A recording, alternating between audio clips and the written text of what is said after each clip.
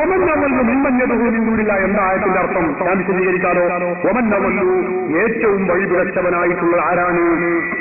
മിമ്മൻ ഒരുത്തനേക്കാൾ യദ്ഉ അവൻ ആരാധിക്കുന്നു മിൻ ദൂനില്ലാഹി അല്ലാഹുവിനെയും വിട്ട് മൻ ലാ യസ്തജീബു ലഹു ഇലാ യൗമിൽ ഖിയാമ ഖിയാമത്ത് നാൾ വരെ ഉത്തരം ചെയ്യാത്ത ആ വസ്തുക്കളെ ആരാധിക്കുന്ന, ദൈവങ്ങളെ ആരാധിക്കുന്ന, വിഗ്രഹങ്ങളെ ആരാധിക്കുന്ന, ജീവനുള്ളതോ ഇല്ലാത്തതോ വിഗ്രഹങ്ങൾ അല്ലെങ്കിൽ ദൈവങ്ങളെ ആരാധിക്കുന്നവരെക്കാളും വഴിപിഴച്ചവൻ ആരാളുള്ളത്? ഇതെന്താ നമുക്ക് സംശയമുള്ളത്? അതിനെപ്പറ്റി ചർച്ചയില്ല. അല്ലാഹുവല്ലാത്ത ദൈവങ്ങളെ ഇലാഹികളെ ആരാധിക്കുന്നുണ്ടോ?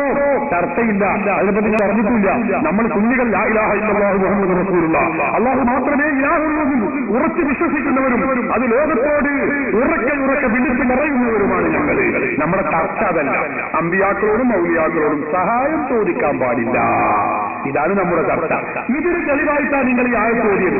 ഈ ആയത്തിൽ ഏതിന്റെ അർത്ഥമാണതെന്ന് ഞാൻ ചോദിച്ചിട്ട് ഇതുവരെയും പറയാൻ കഴിഞ്ഞിട്ടില്ല. പിന്നെ നിങ്ങളെ വക വിശദീകരണമാണ്, അത് നമുക്ക് ആവശ്യമില്ല. ഇത് വിശദീകരണത്തെ കുറിച്ച് ഞാനെന്ന് പറയാം. എന്താ വിശദീകരിച്ചത്? യേശുവിനെ ഈസാ നബിയെ വിളിച്ചിരുന്നവരുണ്ടായിരുന്നു, മറ്റേ പ്രവാചകരെ ജൂതന്മാരെ വിളിച്ചവരുണ്ടായിരുന്നു, അതുപോലെ തന്നെ മറ്റ് വിവിധ പ്രവാചകന്മാരെ വിളിച്ച ജനസമൂഹത്തോടാണ് പറഞ്ഞത്. അല്ല സഹോദര, നിങ്ങൾ പഠിച്ചിട്ടില്ല. യേശുവിനെ വിളിച്ചിരുന്ന ആളുകൾ യേശു ഈസാ നബി എന്ന് പറയുന്നത് അള്ളാഹുവിന്റെ പ്രവാചകനാണ് എന്ന് കരുതിയിട്ടല്ല വിളിച്ചിരുന്നത്. ഖുർആൻ നിങ്ങൾ പഠിച്ചിട്ടില്ല. ഈസാ നബി അള്ളാഹുവിന്റെ പുത്രനാണ്.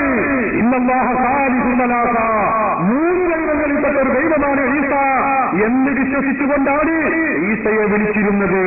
അതിനെയാണ് ഖുർആൻ വിമർശിക്കുന്നത്. ദൈവപുത്രനായിട്ടോ ദൈവാവതാരമായിട്ടോ ദൈവമാണെന്ന് സങ്കല്പിച്ചുകൊണ്ടോ വിളിക്കാൻ പാടില്ല എന്ന് ഞാൻ എന്റെ പ്രസംഗത്തിന്റെ മറുപടിയുടെ തുടക്കം മുതലേ പറഞ്ഞുകൊണ്ടിരിക്കുന്ന കാര്യമാണ്. ഇവിടെയുള്ള കുട്ടികൾക്ക് വരെ അത് മനഃപ്പാടമായിട്ടുണ്ടാകുമെന്നാണ് ഞാൻ മനസ്സിലാക്കുന്നത്. പിന്നെ മറ്റേ രണ്ടാമത്തെ ജൂതന്മാർ വിളിച്ച പ്രവാചകൻ അവർ പറഞ്ഞെന്താണ്? ഉസൈർ ഇബ്നുല്ലാഹ്.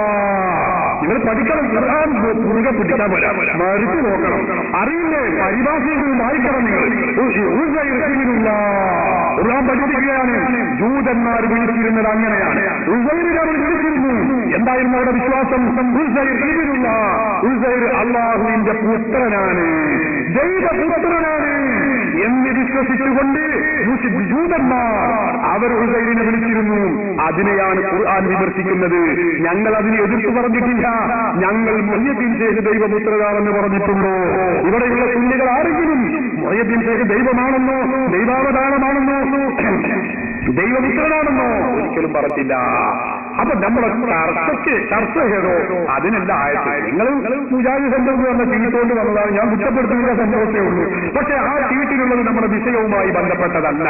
അമ്പിയാക്കൾ, ഔലിയാക്കൾ അവർ അല്ലാഹുവിന്റെ അടിമകളാണെന്നും അവർ ദൈവമാണെന്ന് കരുതിക്കൊണ്ടല്ല, ദൈവപുത്രനാണെന്ന് കരുതിക്കൊണ്ടല്ല, ദൈവാവതാരമാണെന്ന് കരുതിക്കൊണ്ടല്ല, അവർ അടിമകളാണ്, അല്ലാഹുവിന്റെ ഇഷ്ടദാസന്മാരാണ് എന്ന് വിശ്വസിച്ചുകൊണ്ട് ലാ ഇലാഹ ഇല്ലല്ലാഹു മുഹമ്മദുർ റസൂലുള്ളാഹി എന്ന് വിശ്വസിക്കുന്ന മുസ്ലിമായ മനുഷ്യൻ അമ്പിയാക്കളോടും മൗലിയാക്കളോടും സഹായം ചോദിക്കുന്നത് ഈ ആയത്തിന്റെ പരിധിയിൽ എങ്ങനെ പെടും? ഏതൊരു ബസ്സിലാണ് പറഞ്ഞിട്ടുള്ളത്? നിങ്ങളെ സ്വന്തം വക വിശദീകരണം ആവശ്യമില്ല. ഖുർആൻ പണ്ഡിതന്മാരുടെ ഉദ്ധരണികൾക്ക് വായിക്കാം, പറയാം. മാത്രമേ കാണുന്നുള്ളൂ. ഇത് ദുആയാണ്. ഖുർആനിൽ ദുആ എന്ന് പറഞ്ഞാൽ ആരാധന, ദുആ ഇബാദ, അത് ആരാധന തന്നെയാണ്. അതായത് ഇത് വന്നിട്ട് നിങ്ങൾ പറയുന്നത് ദൈവമായിട്ട് ആരാധിക്കുന്നു എന്നാണ്, ആ അർത്ഥത്തിലാണ് പറയുന്നത്. ഞാൻ ചോദിച്ച ചോദ്യം ഇൻഷാ അല്ലാഹ് ബുദ്ധിയുള്ള കൗമുകൾക്കെല്ലാം മനസ്സിലായിട്ടുണ്ട്. അതായത് അള്ളാഹു പറഞ്ഞത് ആരെ? അള്ളാഹുവിന് പുറമെ എന്ന് പറഞ്ഞാൽ അവിടെ ഔലിയാക്കൾ പെട്ട്, അബ്യാക്കൾ പെട്ട്, എല്ലാവരും പെട്ട്.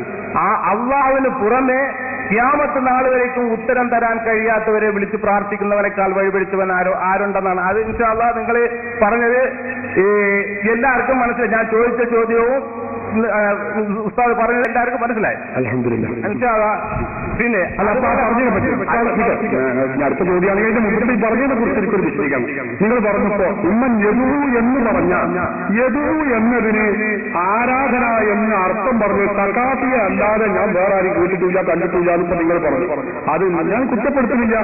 ഞാൻ എനിക്ക് വലിയ വിവരമുണ്ടെന്ന് പറയുന്നില്ല. അതാ ഞാൻ പറഞ്ഞത് മുജാഹിദുകൾക്ക് ഒരു വിവരവും ഇല്ല. ഇതിനെ പറ്റിയല്ലത് ഞാൻ പറയുന്നത്. മുജാഹിദുകൾക്ക് ഒരു വിവരവും ഇല്ല എന്ന് ഞാൻ പറയാനുള്ള കാരണം ഖുർആൻ പണ്ഡിതന്മാരായ പണ്ഡിതന്മാർ മുഴുവൻ പറഞ്ഞത് യദൂ എന്നതിന് യഅ്ബുദു എന്നാണ്. എണ്ണിക്കോളി വേണമെങ്കിൽ ഞാൻ എഴുതിക്കോളി, ഞാൻ പറഞ്ഞുതരാം കിതാബിന്റെ പേര്. ബഹുമാനപ്പെട്ട ഖാദി ഇബ്നു അത്തിയ്യ അൽ ഉൻദുലുസി തന്റെ തഫ്സീർ അൽ മുഹററുൽ വജീദ് എന്ന ഗ്രന്ഥത്തിൽ പറയുന്നു, മിൻ യദഉ അൻ യഅ്ബുദു, ആരാധിക്കുക.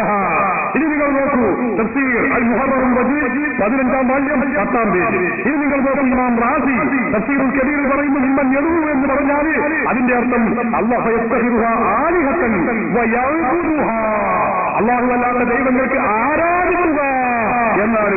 സാധാരണക്കാരായ ആളുകൾക്ക് നല്ല മനസ്സിലാക്കുന്നുണ്ടല്ലോ, നിങ്ങൾ മനസ്സിലാക്കണമെന്ന് ഹൈറും പറയാറുണ്ട്. റാസി നിങ്ങൾ എഴുതിക്കോളൂ, 28-ാം വാല്യം 6-ാം പേജ്. അലബി സക്കാബി മാത്രമേ പറഞ്ഞിട്ടുള്ളൂ, പറയുന്നത് മാത്രമേ നിങ്ങൾ കേട്ടിട്ടുള്ളൂ എന്നാ പറയുന്നത്. അതാ ഞാൻ പറയുന്നത്, വിവരമുള്ളവർ നിങ്ങൾ കണ്ടിട്ടില്ല എന്ന് പറയാനുള്ള കാരണം അതാണ്. ഞങ്ങൾക്ക് വിവരമുള്ളത് കൊണ്ടല്ല, മുജാഹിദുകൾക്ക് വിവരമില്ലാത്തത് കൊണ്ടാണ്. ഞാൻ പറയാം, തഫ്സീറുൻ നസബി എഴുതു നിങ്ങൾ പറഞ്ഞാൽ യഅ്ബുദു വളരെ വ്യക്തമായി തന്നെ പറയുന്നു, യഅ്ബുദു മിൻ ദൂനില്ലാഹ്. തഫ്സീർ റൂഹുൽ ബയാൻ 8-ാം വാല്യം 464-ാമത്തെ പേജിൽ പറയുന്നു, യദൂ യഅ്ബുദു വല്ലസ്സലാമു അൻ ദുആഇ മൻ യഅ്ബുദുഹും ഇബാദത്ത്. തഫ്സീറുൽ മുനീർ 2-ാം വാല്യം 326-ാമത്തെ പേജ്. തഫ്സീർ ബഹറുൽ മുഹീത്ത് നോക്കൂ നിങ്ങൾ, വമൻ അവല്ല മിമ്മൻ യദൂ യഅ്ബുദു, ആരാധിക്കുക, ആരാധിക്കുന്നവനേക്കാൾ വഴിവിളച്ചവരാണ്. തഫ്സീർ ബഹറുൽ മുഹീത്ത് 8-ാം വാല്യം 55-ാമത്തെ പേജ്. തഫ്സീറുൽ ബഗ്വി ഇമാം മുഹീത്തുന്ന തഫ്സീർ ബഗ്വി തന്റെ മാരിമുത്തൻസീൽ 4-ാം വാല്യം 147-ാമത്തെ പേജിൽ പറയുന്നു. ഇതേ വിശദീകരണം അദ്ദേഹം പറയുന്നു. ഇനി നിങ്ങൾ നോക്കൂ, തഫ്സീർ ഫത്ഹുൽ ഖദീർ ഞങ്ങളെ ആളല്ല, നിങ്ങളാളാണ്. മൗലവി മുജാഹിദുകൾ നേതാവായി പറയുന്ന ആളാണ്. ഈ തഫ്സീർ ഫത്ഹുൽ ഖദീറിന്റെ ഷൗക്കാനി, ആ ഷൗക്കാനി വരെ പറയുന്നത് എന്താണ്? വൽ മുഹ്ന വൽ അസ്ലാമു അല്ലത്തി യദൂലഹ അൻ ദുആഇ ഇയ്യാഹ ഗാഫിലൂന അൻ ദാലിക ലാ യസ്മഊന വലാ യഖിലൂന ലികൗനിഹിം ജമാദാത്ത്. കണ്ടോ, ഇങ്ങനെ അദ്ദേഹം വളരെ വ്യക്തമായി രേഖപ്പെടുത്തുന്നു. ഈ നിങ്ങളാളുകളുടെ ജമാലുദ്ദീൻ ഖാസിമി എത്ര തഫ്സീറുൽ മുൽഹരി 8-ാം വാല്യം 394-ാം പേജ്. മിമ്മൻ യദഊ യഅ്ബുദു, അല്ലാഹു അല്ലാത്തവരെ ആരാധിക്കുന്നതിനെ കുറിച്ചാണ് ആ വിഷയം. അപ്പൊ ദിവ്യത്വം കൽപ്പിച്ചുകൊണ്ട് അത് പ്രവാചകരാവട്ടെ, വലിയാവട്ടെ, ആരാവട്ടെ, ദൈവമാണെന്നോ ദൈവാവതാരമാണെന്നോ കരുതിക്കൊണ്ടുള്ള വിശ്വാസത്തോടെയാണ് ആരാധിക്കുന്നതെങ്കിൽ അത് പാടില്ല. ഇതാണ് തഫ്സീർ പറയുന്നത്. ആയത്തിൽ പറയുന്നത് തഫ്സീർ ത്വബരി 11-ാം വാല്യം 274-ാം പേജ് നോക്കൂ. തഫ്സീർ ഖുർതുബി അൽ ജാമിഉൽ അഹ്കാമിൽ ഖുർആൻ 16-ാം വാല്യം 122-ാമത്തെ പേജ്. തഫ്സീർ റൂഹുൽ മആനി വളരെ വ്യക്തമായി 25-ാം പേജ് വാല്യം 6-ാമത്തെ പേജ്. തഫ്സീർ അബൂ സുഊദ് മൻ യഅ്ബുദു മിൻ ദൂനില്ലാഹ് അബൂ സുഊദ് 8-ാം വാല്യം 78-ാമത്തെ പേജ്. ഇനി ഞാൻ പറയണോ, പേജ് കണക്കിന് ഞാൻ ഡസൻ കണക്കിന് ഇവിടെ വെച്ച് പറയാൻ കഴിയും. ഞാനിത് പഠിച്ചിട്ടാ വന്നിട്ടുള്ളത്, പഠിക്കാതെയല്ല. നിങ്ങൾ സഖാബിയാകുന്ന എന്നിൽ നിന്ന് മാത്രമേ കേട്ടിട്ടുള്ളൂ എന്ന സന്തോഷവിവരമിവിടെ പറഞ്ഞത് എനിക്ക് അതിയായ സന്തോഷമുണ്ട്. കാരണം ഈ യാഥാർത്ഥ്യം ഇത്രയും കാലം നിങ്ങളുടെ മുജാഹിദ് നേതാക്കൾ നിങ്ങൾക്ക് മൂടിവെച്ചിരിക്കുകയായിരുന്നു എന്ന സത്യം ഈ ജനസാമാന്യത്തെ എനിക്ക് അറിയിക്കാൻ കഴിഞ്ഞത് ഞാൻ അതിയായി സന്തോഷിക്കുകയാണ്. അത് പഠിപ്പിക്കാൻ എന്റെ ഗുരുവര്യരെ ഞാൻ ശ്ലാഘിക്കുകയാണ്. അല്ലാഹു അർഹമായ പ്രതിഫലം നൽകുമാറാവട്ടെ. അതിനായി ഞങ്ങൾക്ക് ഭക്ഷണം തന്നവരുണ്ട്, കിതാബ് നൽകിയവരുണ്ട്, സഹായിച്ചവരുണ്ട്. അല്ലാഹു അർഹമായ പ്രതിഫലം നൽകുമാറാവട്ടെ. ഗ്രന്ഥങ്ങളിലേക്ക് ഇറങ്ങണം. ഖുർആനിനെ നിങ്ങൾ മൗലവിമാരുടെ ദുർവ്യാഖ്യാനത്തിൽ നിന്ന് രക്ഷപ്പെടുത്തണം. അത് മാത്രം കേട്ടാൽ ഇതുപോലുള്ള അപരാധങ്ങളും അസംബന്ധങ്ങളും നിങ്ങൾ ഇനിയും പറയേണ്ടി വരും. ഖുർആൻ പണ്ഡിതന്മാർ അവരൊക്കെ ഈ കാര്യം വ്യക്തമായി പറഞ്ഞിട്ടുണ്ട്.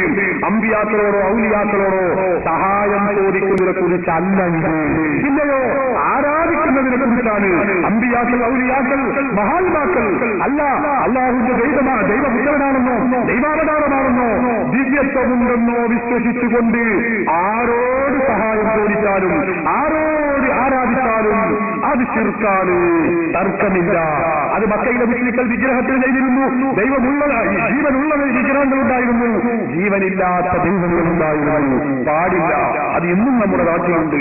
അത് ശിർക്കാണ്.